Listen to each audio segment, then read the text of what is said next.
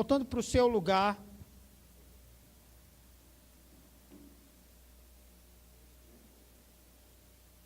Abra sua Bíblia no livro de Tito. Pastor, que isso? Tem esse livro? Tem. Inclusive foi um grande amigo, ainda é um grande amigo que eu tenho, que tem esse nome. Obrigado.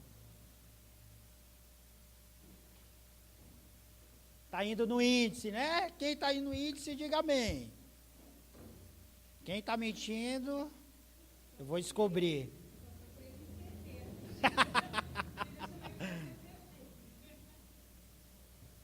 Eu estou lendo um livro muito bom. Estou lendo um livro maravilhoso, que se chama Entendes o que Lês?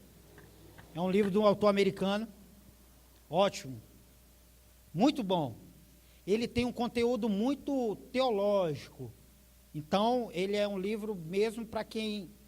Não vou dizer que é só para quem é pastor, ministro, porque seria leviano da minha parte. Mas é um livro que fala muitas coisas. E uma das coisas que me surpreendeu é que... Quer ver? Quem aí tem uma Bíblia da King James? King James. Jones. King James é uma versão da Bíblia inglesa. Hoje é uma das versões mais lidas no mundo. É a King James. E ela passou por 2 atualizações. O grande perigo das atualizações é elas perderem a sua essência. É a tradução sair do sentido que ela tem que ter. E, cara, ele critica muito a King James, principalmente a segunda versão. Ele diz que deixa muito a desejar em algumas coisas. Eu fiquei pasmem, porque eu mesmo gostava, sabe essa, só para você entender, quem tem a Bíblia no celular? Essa versão é a King James. A maioria dessa, principalmente offline, ela é uma versão King James. E aí, pastor, o que eu faço? Irmão, lê. Lê, mas cuidado para você não... esse livro, ele pede muito para a gente procurar a introdução no literal, no grego, tal. Então, por isso que eu digo que é um livro um pouco teológico, mas eu entendi, ele trouxe versos da King James que são um pouco assustadores. Mas depois eu quero falar sobre isso. Amém? Todos acharam Tito? Sim? Quem está procurando? Pode falar, que a gente ajuda. Tito, capítulo de número 2, versículo de número 11. 2, 11. Diz assim: porquanto a graça de Deus se manifestou salvadora a todos os homens, educando-nos para que, renegadas a impiedade e as paixões mundanas, vivamos no presente século sensata, justa e piedosamente, aguardando a bendita esperança e a manifestação da glória do nosso grande Deus e Salvador, Jesus Cristo, o qual a si mesmo se deu por nós, a fim de remir-nos de toda iniquidade e purificar para si mesmo um povo exclusivamente seu, zeloso de boas obras. Amém? Feche seus olhos. Aba, eu quero pedir a tua direção agora, que o teu Espírito Santo possa, como tem feito aqui desde o início deste culto, guiar, direcionar, abençoar, em nome de Jesus, a cada um. Vem, Senhor, sobre nós. Eu só posso sair até onde o Senhor me permita ir. Nada vai ser além da tua vontade, do teu querer. Começa em mim. Fala em mim, Senhor. Para que esse povo, a tua igreja, a tua noiva, possa aprender de ti mais uma vez, em nome de Jesus. Amém.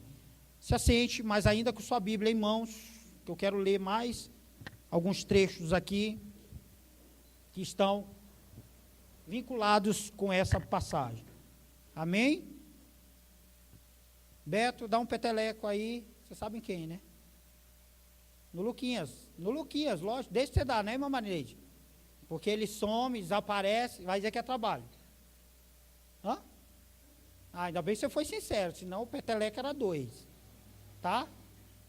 Que ele, quem está feliz aqui, diga amém, o Luquinhas está aqui.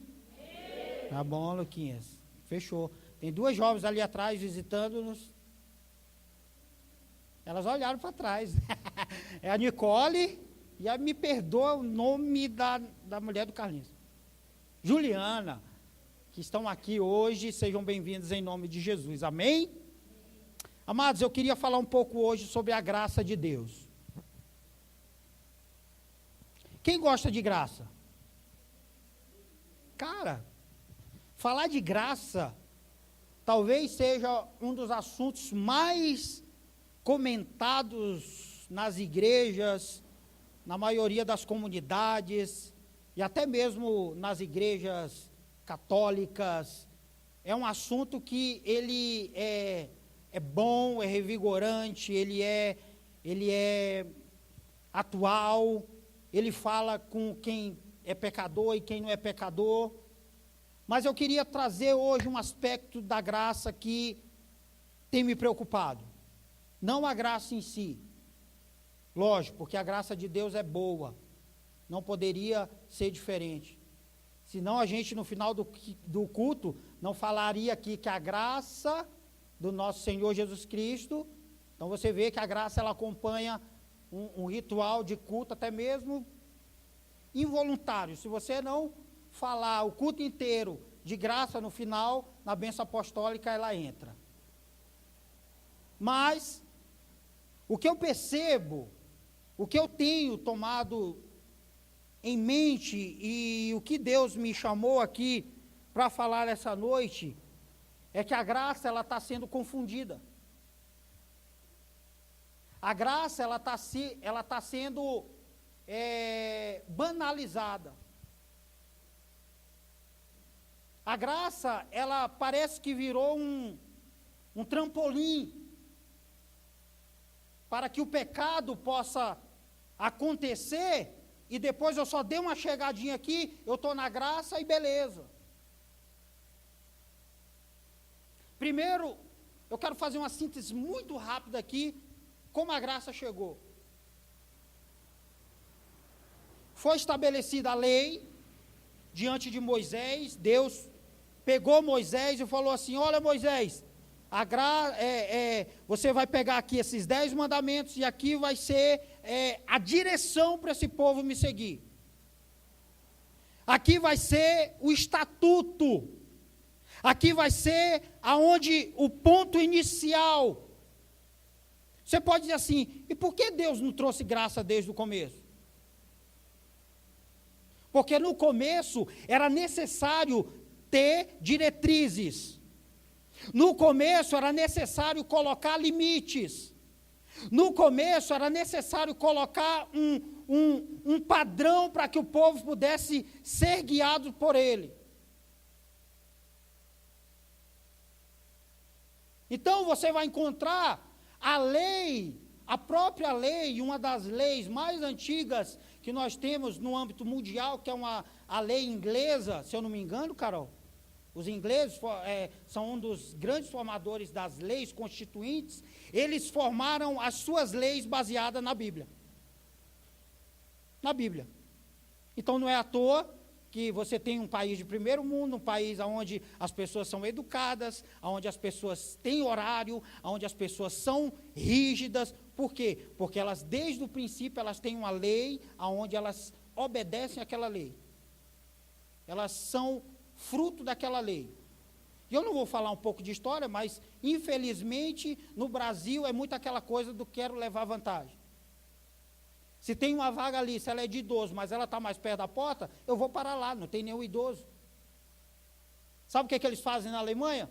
Quem chega primeiro, deixa os carros mais longe, para quem chega atrasado, está mais perto e não se atrasar primeiro para o trabalho. Isso é educação. Isso é entender o que é uma lei. Isso é entender o que é ter um segmento. E Deus falou assim: eu preciso dar uma direção para esse povo, porque até então eles estavam perdidos. Você vai encontrar 2 casos aqui que eu vou falar para vocês, que o povo ainda sem lei, eles estavam totalmente desnorteados. Foi o caso de Noé, quando Deus destrói aquele povo, que eles não tinham uma direção, e foi o caso da Torre de Babel. Então Deus disse assim: eu preciso estabelecer algo. Então ele começou: amarás o teu Deus acima de todas as coisas, amarás o teu próximo, não matarás, não furtarás, não cobiçarás a mulher do teu irmão. Não. E aí Deus foi dando as diretrizes para que se estabelecesse uma lei. E falou assim: olha, essa lei está aqui, e quem não cumprir vai ser penalizado. É a mesma coisa de eu passar num farol fechado e ter um guarda lá, e ele vai dizer assim: ah, bonitinho, você passou, você está mais apressado que todo mundo, só que você poderia matar alguém, atropelar alguém, está aqui, uma multa gravíssima. E naquele tempo, a lei era tão dura, tão rígida, que alguns tipos de pecado, eles eram punidos de morte. Morte. Até hoje, para quem não sabe, lá no Oriente Médio, quem vive ainda a Torá, quem segue a Torá, quem acredita apenas como Moisés, sendo o grande profeta, ainda segue a lei da maneira literal. Se uma mulher lá é pega em adultério, ela corre o risco de ser apedrejada. Se um homem é pego roubando, ele corre o risco de perder sua mão. Se alguém comete algum tipo de penalidade, eles vão analisar e vão dizer: ah, o tipo de penalidade é essa. Morte, preso, faz alguma coisa, mas ele é penalizado. E Deus estabeleceu a lei e o povo foi naquela. Ah, legal, né? A gente agora tem uma direção. Foi. Deus foi trabalhando lei, e o povo, sempre que você vai observar a lei, se você lê o Antigo Testamento, você às vezes se assusta com um tipo de pedidos de Deus. Essa é a grande verdade. Essa é a grande verdade. Quer ver um caso aqui que chega a ser assim, você fala: não, isso não é Deus, mas foi Deus. Deus fala para Saul: Saul, você vai entrar naquele reino, eu vou te dar vitória, mas, Saul, não fique vivo ninguém, homens, mulheres, crianças e animais, mata todos. Você vai dizer: não, pastor, isso não está na Bíblia, tá? Isso não é Deus. É Deus. É Deus. E Deus foi lá, o que Saul fez? Desobedeceu, né? Ele olhou aquelas vaquinhas tudo gordinha, falou: que churrasco. Ah, saiu uma aguinha da boca dele assim, ó. Ah, não posso matar uma vaca dessa, fala sério. Vamos sacrificar para o Senhor. E ele achou que a ação dele ia deixar Deus feliz. Só que na hora que o profeta chegou, Samuel disse assim: Saul, o que fizestes? Ele disse assim: não, mas só foi isso aqui. Saul, qual foi a ordem de Deus? Matar. Mas você deixou vivo. O Senhor te rejeitou, Saul. O Senhor não quer mais assunto com você, Saul. O negócio agora é outro rei, vem Davi, e até aí tudo bem. Chegou a graça. Quando a graça chegou? Através de Jesus Cristo. Jesus veio, nasceu de uma mulher virgem, Maria. Ele espera ter os seus 30 anos de idade para poder atuar, para poder fazer a obra que o Pai o enviara a fazer. Por várias vezes ele diz isso. Ele disse assim: estou aqui a mandado de meu Pai, estou aqui porque meu Pai mandou, estou aqui. Primeira coisa que a gente tem que aprender: Jesus, ele não veio tirar a lei. Ele mesmo disse: eu não vim revogar a lei, eu vim cumprir a lei. Toda a lei foi escrita por causa de mim, para chegar até a mim, para que eu seja o centro. Eu sou o Senhor.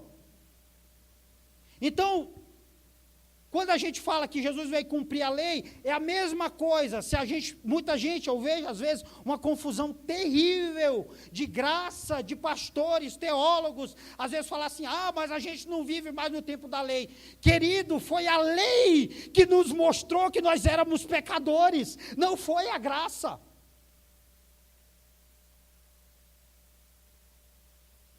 Se a gente fosse tirar a lei, então hoje a gente podia matar. Então hoje a gente podia roubar.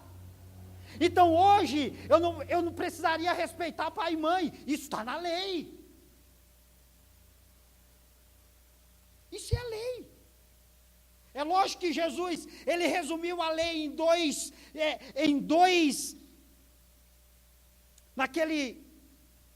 quando ele pegou ali aqueles 10 mandamentos, ele resume em 2, porque ele já sabia que as pessoas conheciam o restante. E ele diz: amarás o Senhor teu Deus acima de todas as coisas, e amarás o teu próximo como a ti mesmo. É como se ele tivesse dizer assim: olha, você amando o teu próximo, você não vai matá-lo. Você amando o teu próximo, você não vai adulterar. Você amando o teu próximo, você não vai negligenciar a tua paternidade. Ele está cumprindo a lei nesse sentido. Mas aí chegou a graça. E o que é a graça? A graça, ela é o favor imerecido de Deus. A graça é algo que eu não mereço. Porque antes a lei, ela me obrigava a eu sacrificar. Eu tinha que levar o meu sacrifício. A graça tirou isso. A graça nos deu livre acesso. A graça nos deu, lógico, muitas benevolências. Mas ela não nos deu permissão para pecar. Isso não mudou. Então deixa eu entrar em outro aspecto aqui, que é muito interessante. Porque não adianta a gente falar de graça sem falar de pecado. Eu não gosto muito de falar de pecado, mas deixa eu te falar. O nome pecado, ele quer dizer, no original, hamatia. O que é hamatia? Errar o alvo. Errar o alvo. E o que é errar o alvo? Eu vou fazer aqui umas junções de coisas, tudo bíblicas, para que você entenda. Toda vez que a gente fala em pecado, a gente fala em ações. A gente fala de o que é o pecar. E há pessoas que gostam de igrejas que ela já estabelece o que é pecado. Tem pessoas que gostam de igreja que já está lá. Olha, irmão, se você, por exemplo, pintar o seu rosto, é pecado. Se você furar a sua orelha, é pecado. Se você cortar o seu cabelo, é pecado. Então há muitas igrejas que já estabelecem, já tem já no seu DNA, de dizer o que é pecado.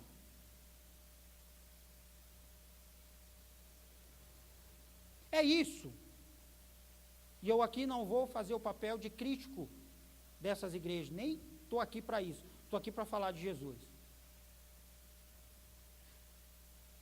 E o conselho é, todos aqueles que fazem parte de uma igreja que tem as suas diretrizes, obedeçam. Se lá está dizendo que para você entrar, mulher, você tem que colocar um véu, obedeça. Você está lá e você está debaixo de uma autoridade instituída por Deus. Só que vamos combinar, não é um véu que vai dizer se é pecado ou não. Não é um batom no meu lábio que é pecado ou não. E aí a gente entra em outra coisa que muita gente confunde, chamada livre-arbítrio. Ou confusão que as pessoas fazem disso. Livre-arbítrio. E aí eu quero que você leia aqui comigo, Gálatas 5.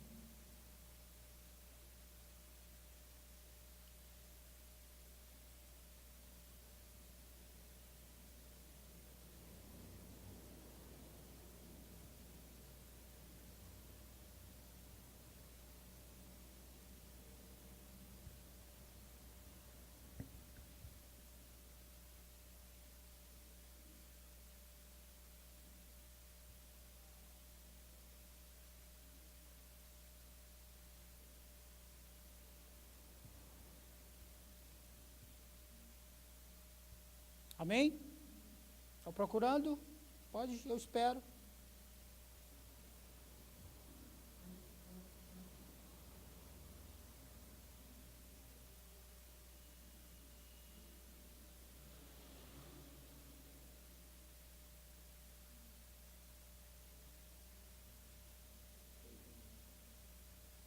Quero ler aqui o versículo de número 1, que diz assim. Amém? Gálatas 5 diz assim, olha só. Para a liberdade foi que Cristo vos libertou. Permanecei, pois, firmes, e não vos submetais de novo a jugo de escravidão. O que é que Paulo está dizendo? Nós éramos escravos, e agora nós somos livres. Legal, né? Escravo não é bom. Escravo, a gente não sabe quais são as ordens do Senhor. Se hoje ele falar assim, olha, quero que você faça isso, você tem que fazer. Paulo está falando aqui, lógico, quando ele fala de jugo, o que o próprio Jesus disse? Aprendei de mim, porque sou manso e humilde de coração, porque o meu jugo é suave e o meu fardo é leve. Então ele está dizendo que foi tirado de nós um jugo de escravidão, mas ainda tem um jugo.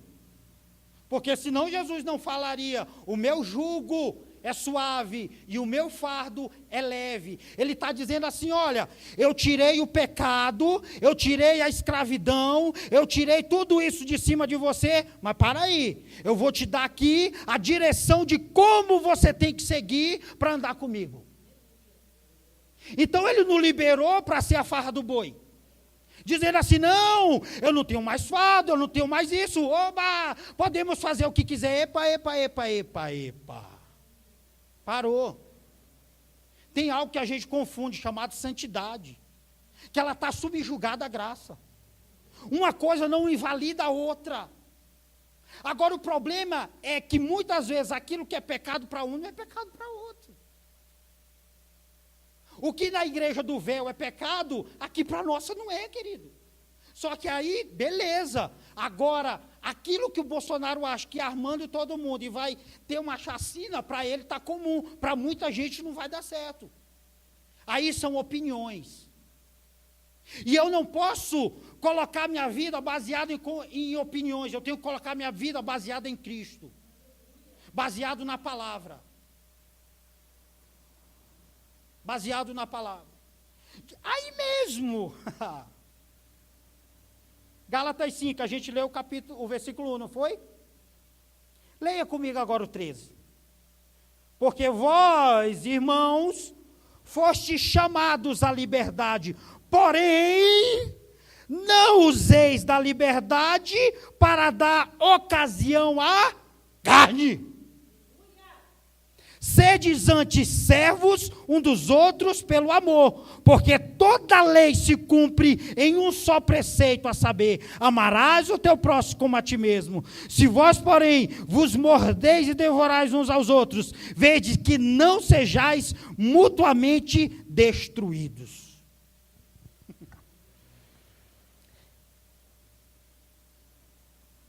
Paulo foi o cara que mais falou de graça.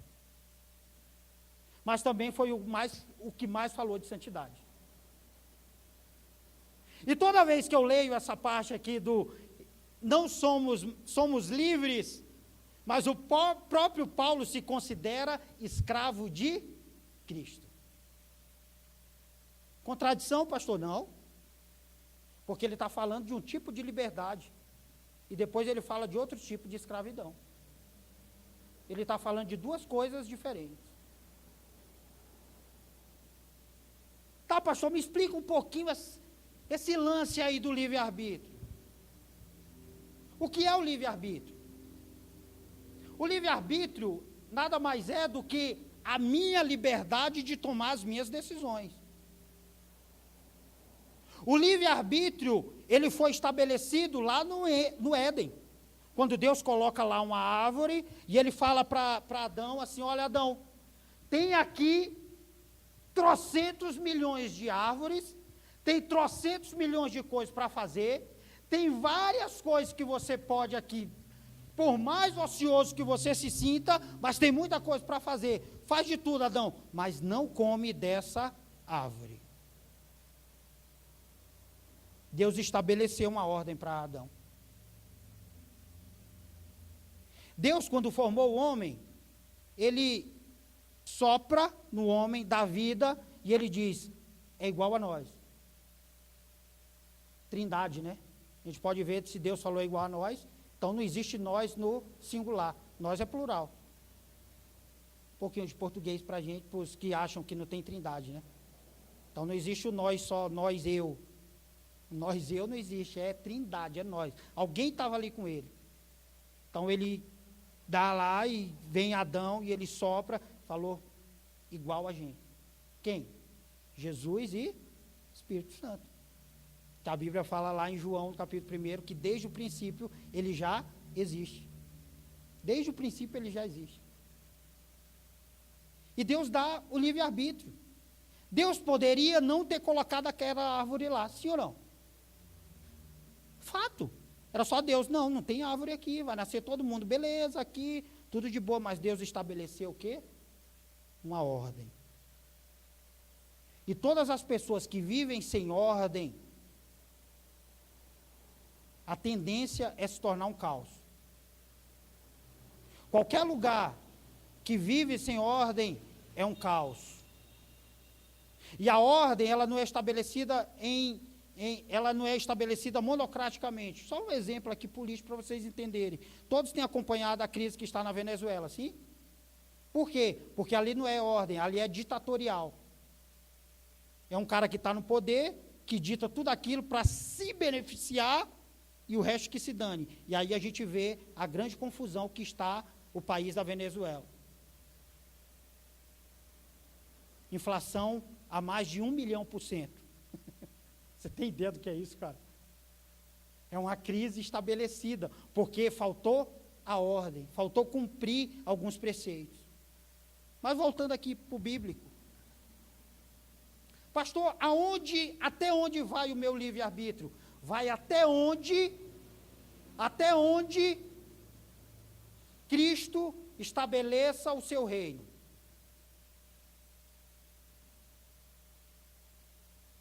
E aí entra o porquê da nossa igreja, ela ser uma igreja baseada na liberdade de Cristo, mas ela ter os conceitos daquilo que Cristo estabelece como certo e errado. Então eu sou livre, mas eu descobri que a lei, e o próprio Paulo fala isso, quando ele diz, muita gente pega, mas aonde abundou o pecado, superabundou a graça. Que da hora! É da hora sim, mas se você pegar antes, muita gente estava confusa e falou assim, então, existindo a graça, ela me deixa pecar? Paulo disse assim, epa, negativo, a graça não é para você pecar.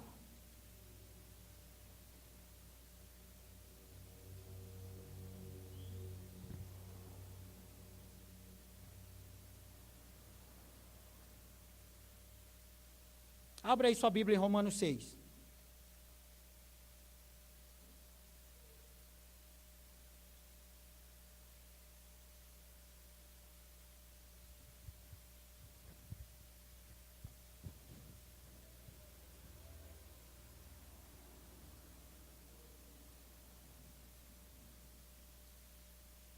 Amém? Se volta apenas um livro.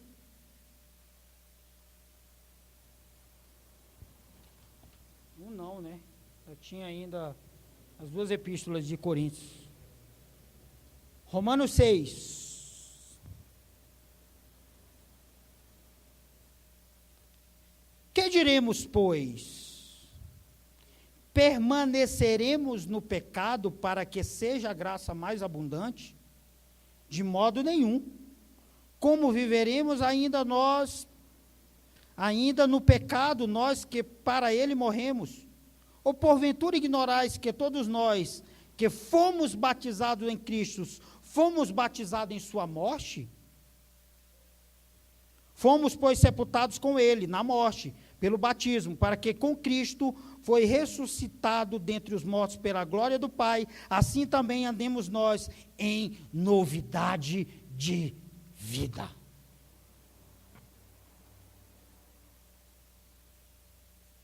Aí lá no 15, no mesmo versículo, capítulo.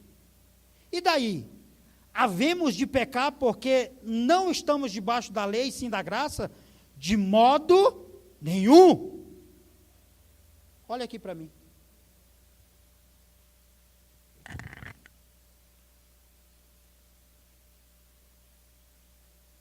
Pastor, e aí? E aí que toda vez que você for tomar um tipo de decisão, e aí que toda vez que você for fazer alguma coisa, a grande pergunta é, isso vai edificar você em quê? Isso vai edificar o seu irmão em quê? Ah, então eu tenho que viver de acordo com os padrões? Não. Você tem que viver de acordo com os padrões de Cristo. É chato servir assim? É o que tem. Não dá para eu pegar a Bíblia e transformar ela naquilo que eu quero fazer. Não dá. Mas aonde vai minha liberdade? Vai até onde você não fere o Espírito Santo, amado. Eu não vou estabelecer aqui um testamento gigantesco que você vai ler, vai olhar e vai dizer assim, ah, isso pode, ah, isso não pode, ah, isso não pode. Se você tem o Espírito Santo em você, o Espírito Santo vai te indicar se você deve fazer ou não. Agora, se você não tem o Espírito Santo, corre um sério risco de você entrar no seu achismo e fazer coisas que você acha que pode fazer.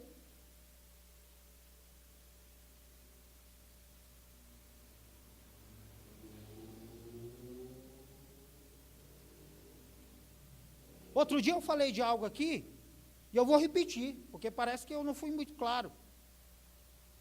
Eu, Ronaldo, não ouço música mundana, não tem playlist no meu celular de qualquer tipo de música que não seja do Evangelho. Agora eu não posso pegar e enfiar na sua cabeça que isso é certo ou errado. Quem vai dizer isso é você. Se você ouvir, vai estar te edificando em algo, ouça, é problema seu. Agora, se o Espírito Santo te incomodar e dizer, tire isso daí porque não me agrada, tire, amado.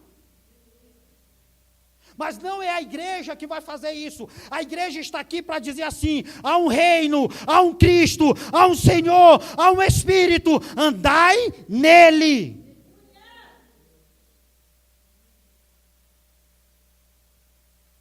Andai nele. Agora, se as nossas escolhas, e aí é você, o Espírito tem que estar em você, para você distinguir se pode ou não pode. Aí você pode pegar assim, por exemplo, eu não quero ser radical, eu não quero ser aqui extremista. Você vai pegar um Jesus que andava em vários lugares, com pecadores. Mas aí você pega o primeiro número dos salmos, o que fala? Não andeis com quem?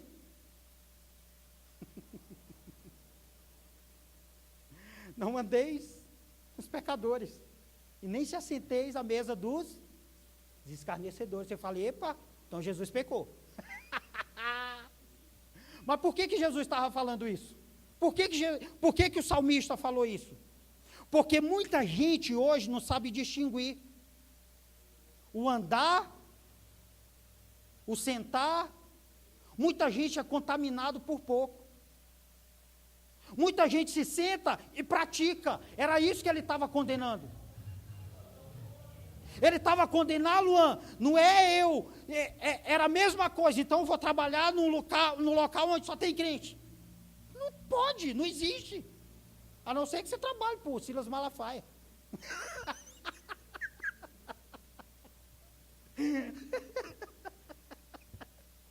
Ou que você trabalhe em algum call center de algum irmão que faça alguma coisa. Não tem como. Então o salmista estava falando isso? Ele estava falando assim, não se assenteis. Esse não se assenteis é não praticais. A mesma coisa que o perverso pratica. Porque senão a gente vai pegar e descer a sola em Jesus. Porque Jesus gostava Numa festa. O primeiro milagre dele foi numa festa. Mas aí, ô Jesus, uma coisa é Jesus ir para uma festa, outra coisa é Jesus sair de lá, partiu Jesus, saiu bebaço com todo mundo e caindo pelo chão. Outra coisa é Jesus ter ido, e sabe qual foi o testemunho que ficou? Jesus fez um milagre. Então muita gente hoje anda com os escarnecedores e praticam coisas piores dos que os escarnecedores praticam. E aí você quer o quê? Quer que a graça te abrace? Ela vai te abraçar. Mas é uma linha muito tênue que você tem que tomar cuidado.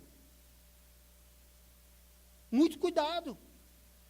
Você pode vir depois de uma ceia, vir aqui, Senhor, me perdoa, eu fui em tal lugar, eu fiz tal coisa, eu ouvi, eu peguei, eu vi, eu não sei o quê, eu entrei na internet assim, assim, assado. Sabe o que Deus vai fazer? Ele vai te perdoar se for de coração, Ele vai te abraçar se for de coração, mas a graça, ela tem a mesma função. Se você ler o que nós acabamos de ler lá em Tito, ela disse assim, a graça salvadora, ela vai te salvar, mas se você ler o capítulo seguinte, o versículo, ele vai dizer assim, porque Ele chamou você para a santidade e não praticar as mesmas coisas que os ímpios praticam. É isso que a graça faz, cara. Ela me mostra quem Cristo é, e eu posso até, querido, eu posso até ir até determinado limite, mas o Espírito Santo vai dizer para mim na hora, se é correto ou não você fazer isso. Porque o Espírito Santo, ele veio para todos, não é só para o pastor, não é só para os obreiros, não é para todos. O Espírito quer habitar em todos. Por que é pecado, então, namorados fazerem sexo antes do casamento? Por quê?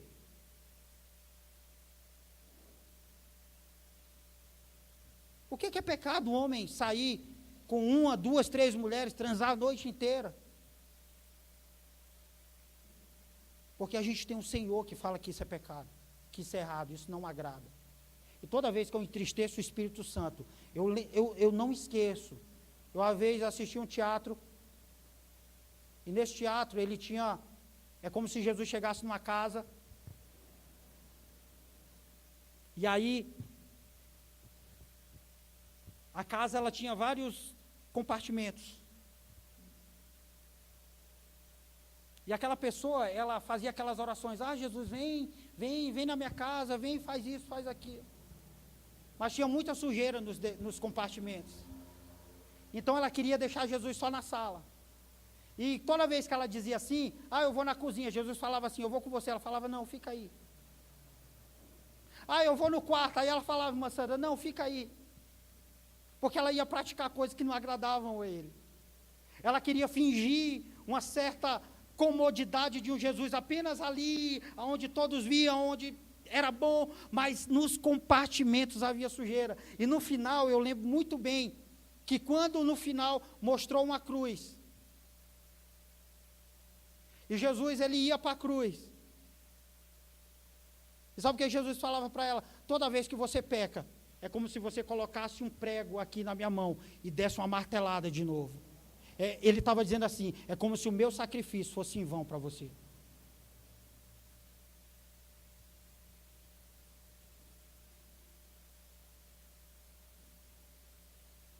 A graça não te dá livre-arbítrio para você pecar. A graça vai te aproximar de um Deus, que você vai fazer de tudo para não pecar, porque você ama Ele. E você não vai ouvir aqui da nossa igreja o que pode ou não pode. Você vai ouvir aqui da nossa igreja o que é certo e errado no sentido do Espírito Santo te guiar para onde você deve ou não ir. Para encerrar. Sabe o que é a graça? Imagina um morador de rua. Imagina alguém que morou a vida inteira na rua. Não estou falando nem de drogas, estou falando de morar na rua. Ele nunca calçou um chinelo. Ele nunca tomou um banho decente. Ele sempre se vestiu maltrapilho. Ele sempre dormiu com bastante dificuldade no frio, debaixo das pontes. Imagina alguém assim. Alguém que a vida foi dura. E aí, do nada, vamos supor que esse morador de rua, vou usar o Léo como exemplo. É por causa da barba, viu, Léo? Isso é pecado. A minha não é não, mas a sua é. Vamos supor que o Léo, ele viveu sempre assim. Não saiba o que é amor e bondade. Aí, de repente, o Léo está lá, debaixo da ponte, Luan, e aparece alguém gritando assim, Léo, você está aí? Aí o Léo deve, oi? Mas como assim está me chamando? Me chamando essa hora da noite? Léo, vem aqui, Léo. Aí o Léo, não, só pode ser. O Léo sim, é você. O Léo aparece. Eu? Você está me chamando? Sim, é você. O que foi? Léo, eu tenho uma notícia para te dar. Notícia? Qual? Léo, você tinha um parente, um tio, e esse tio, ele tinha um filho, seu único filho. E ele descobriu que você era parente dele, Léo. E a riqueza desse seu tio é gigantesca. Aí o Léo, lógico, quem morou na rua, talvez não sabia nem contar, nem nada. Aí ele, tá, e aí? Você não está entendendo, Léo? O filho desse seu tio, que é seu primo, resolveu te colocar no testamento. Aí o Léo, testamento? Que isso? Cara, você não está entendendo. A riqueza do seu tio é tão grande que você, a partir de hoje, você é um bilionário. Aí o Léo não sabe nem o que é pouco dinheiro, vai falar bilionário. Léo, ele aceitou dividir a riqueza dele e hoje você tem 2 bilhões na sua conta. Um exemplo. Você tem ideia do que é isso? Um tio tinha um filho e o filho descobre que tem o Léo. Tá, pastor? Não entendi aí a graça. Você vai entender já já. Ele disse assim, Léo, para tudo. Primeiro, sai debaixo desse viaduto, vem cá. Ele leva você, Léo, em uma mansão. E lá ele te dá um banho. Lá ele te veste. Lá ele te dá uma roupa. Lá ele diz que tudo aquilo é seu. Lá ele te prepara. Lá ele te deixa totalmente pronto para a vida. Tira sua barba, corta seu cabelo, te perfuma, deixa você. Aí esse filho do seu tio chega e fala, oi, Léo, tudo bem? Eu resolvi te colocar no meu testamento, Léo, porque você é meu parente. Eu não podia deixar você jogado na rua. Eu não podia deixar você abandonado. Eu não podia deixar você largado. Você é minha família. Você tem que morar comigo. Você tem que estar comigo. Eu tenho muita coisa, só eu não consigo. É seu também. Mas tem uma coisa, Léo. Não volta para aquele viaduto. Não faz as práticas que você fazia. Não volta a fazer o que você fazia. Anda comigo. Fica comigo. Você quer entender o sentido da graça, querido? Esse tio é Deus, e ele teve um filho, e esse filho é Jesus Cristo, e você faz parte sim do testamento. Ele te chamou, a gente estava lá na mesma situação, largado, preso, escravizado, e ele disse assim, estou colocando você no meu testamento, mas tem um porém, anda em santidade comigo. anda comigo. Não pratica o que você praticava. O meu pai é muito rico, ele tem muito para te dar. E não é por isso. Não é só por isso. Você acha que alguém que nos tirou da situação que estávamos e nos faz um pedido desse, a gente vai dizer não? Você falaria não, Carol? Para alguém que demonstrasse tanto amor por você desse jeito? Ele podia deixar você lá. A escolha era dele. Carlinhos, ele podia deixar a gente lá, como a gente estava. Só que ele disse assim, não, faz parte comigo. Vive comigo. Isso aqui é seu, eu preparei para você. Isso é a graça, querido. Isso é a graça de Deus. Mas ela não me dá autoridade para eu passar dos meus limites. Ela diz assim, olha, está aqui, mas pecado se afasta de mim. Pecado tira você de perto de mim. Não faça, não pratique.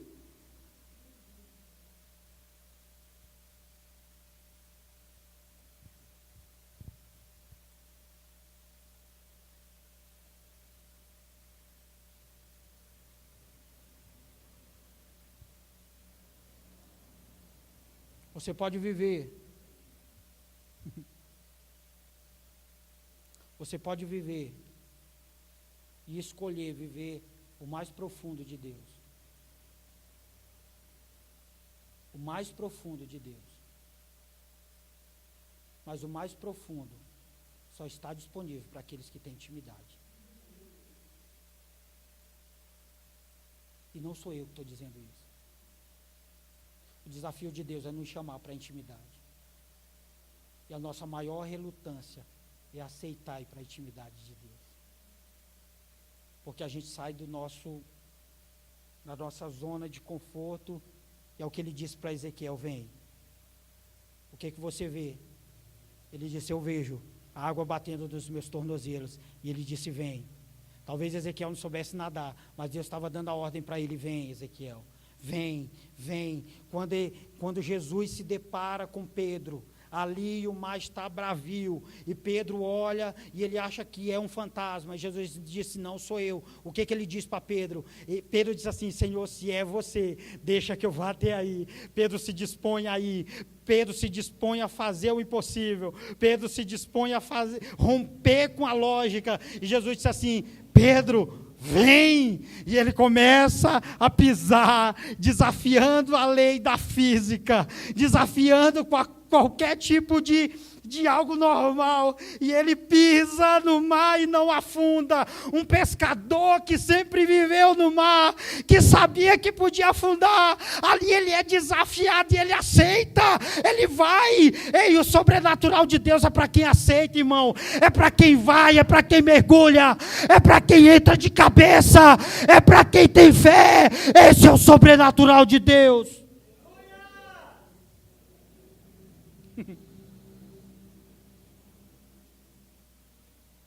Muitos vão ficar na superfície, mas poucos vão ver o que tem lá embaixo, no profundo. No profundo. E é isso que Deus quer, é o profundo. Por que Jesus não chamou todo mundo no Monte da Transfiguração, Silvio? Você sabia que Jesus ele tinha o grupinho dele ali chegado, né?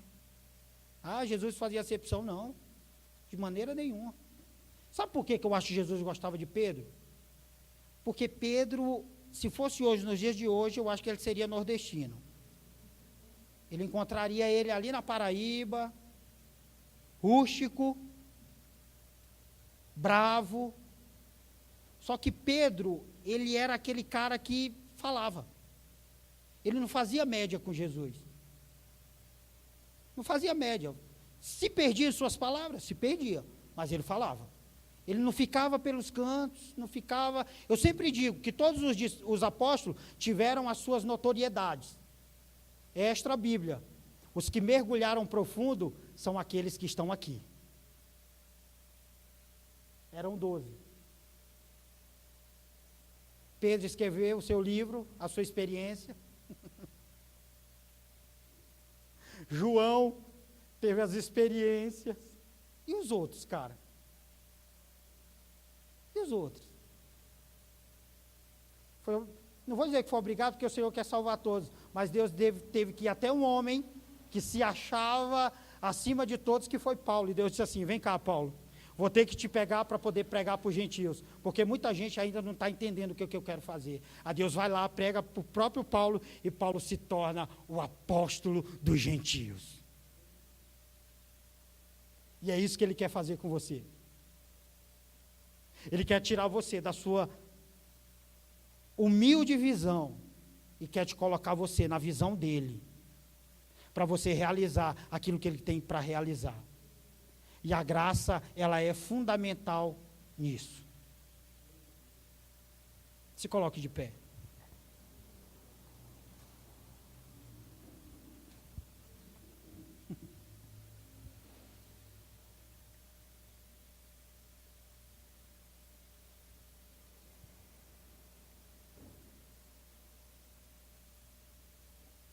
A gente só vai conseguir chegar e pregar e evangelizar para as pessoas quando a gente entender o que Deus primeiro realizou na nossa vida.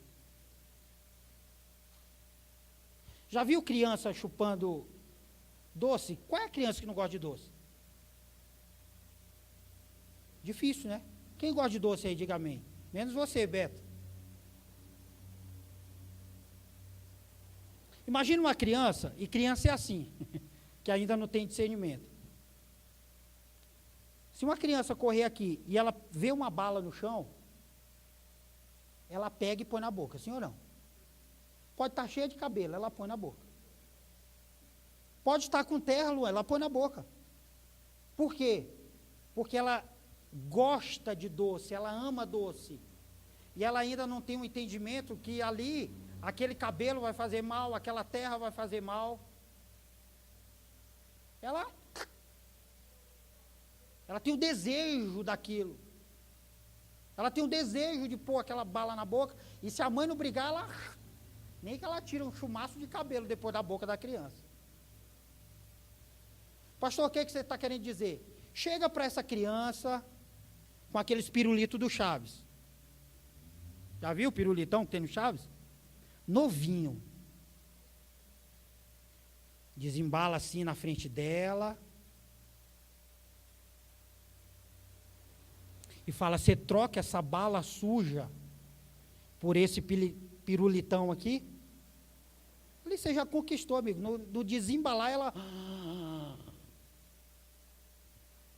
ela deixa a outra cair.